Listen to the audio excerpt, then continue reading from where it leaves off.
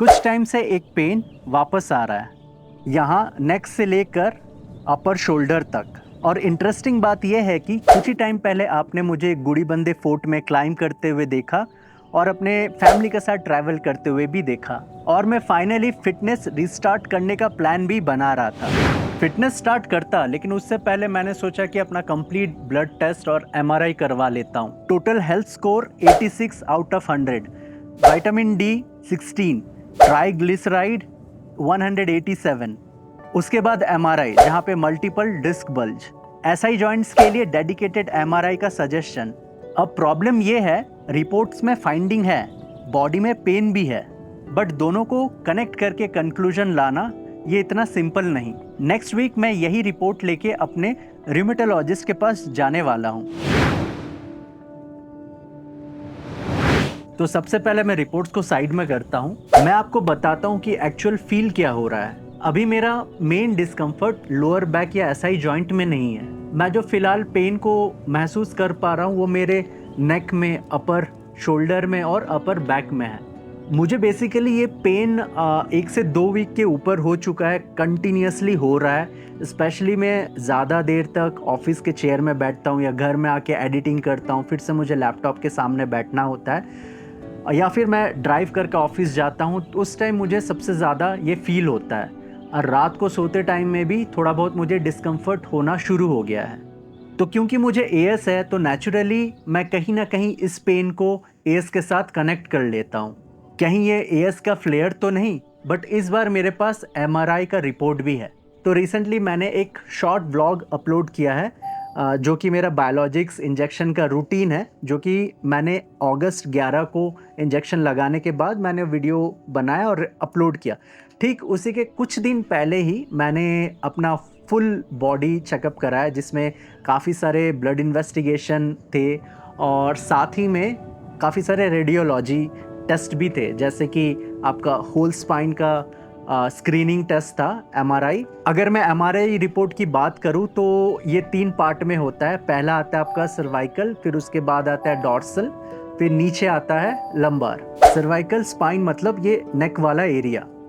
Reports में diffuse disc डिसकेशन changes लिखा है और C5 C6 लेवल पे माइल्ड डिस्क बल्ज, साथ में mild bilateral neural foraminal narrowing mention है।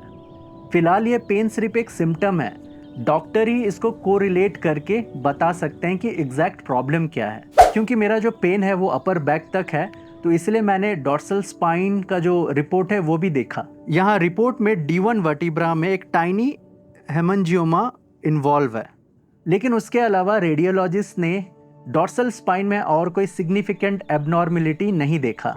सो अगेन मैं ये हेमंजियोमा को मेरा पेन का रीज़न नहीं बोलने वाला, और तो और रिपोर्ट भी ऐसा कोई कंक्लूजन नहीं दे रहा है। लेकिन एमआरआई का एक सेक्शन मेरे लिए काफ़ी ज़्यादा इंटरेस्टिंग था। लोअर बैक में मेंशन है loss of lumbar lordosis likely due to muscle spasm, L4 L5 पर mild posterior disc bulge, L5 से S1 पर asymmetric posterior disc bulge mention है।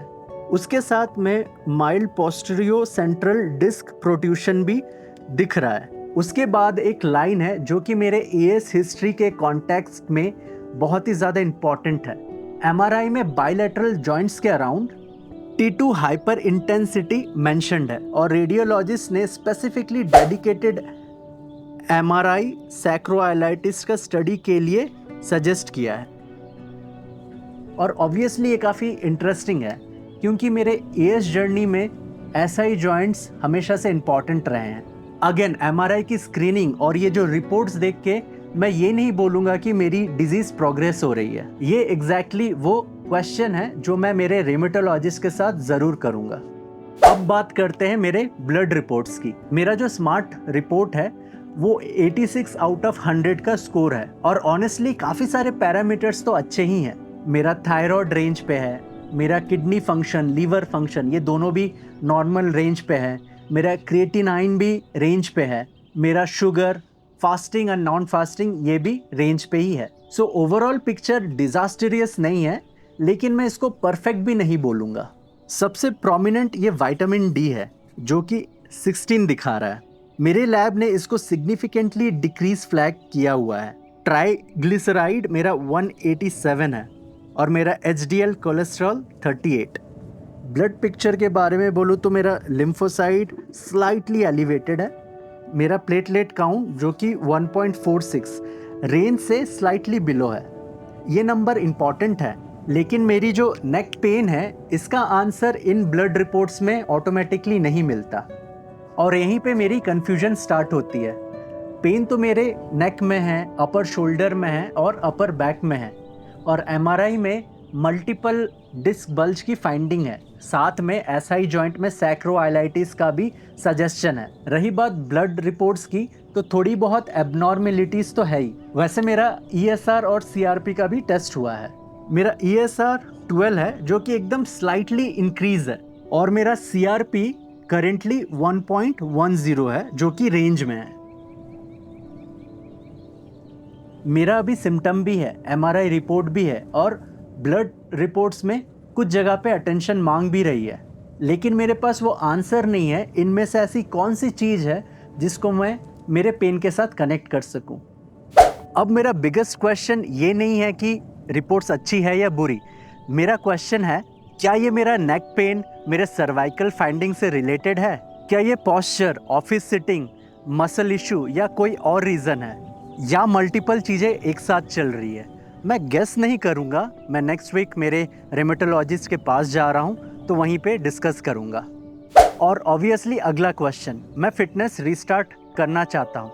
वैसे मैं काफ़ी पहले से ही प्लान कर रहा था कि मैं अपना फिटनेस को रिस्टार्ट करूँ, बट अभी मेरे पास नेक पेन है, मेरा एमआरआई है और विटामिन डी भी काफ़ी लो है। तो ब्लाइंडली जिम ज्वाइन करके हैवी लिफ्टिंग करना ये मुझे सेंसेबल नहीं लगता। फिलहाल मेरा फिटनेस का प्लान डॉक्टर रिव्यू का वेट कर रहा है। नेक्स्ट वीक मेरा रिमेटोलॉजिस्ट का अपॉइंटमेंट है जहाँ पे मैं मेरा ब्लड रिपोर्ट्स, मेरा एमआरआई और मेरा जो करंट सिम्टम्स है ये तीनों डॉक्टर के सामने रखूंगा और पार्ट 2 में एग्जैक्टली वही शेयर करूंगा जो डॉक्टर बोलेंगे वही, नो गेसिंग।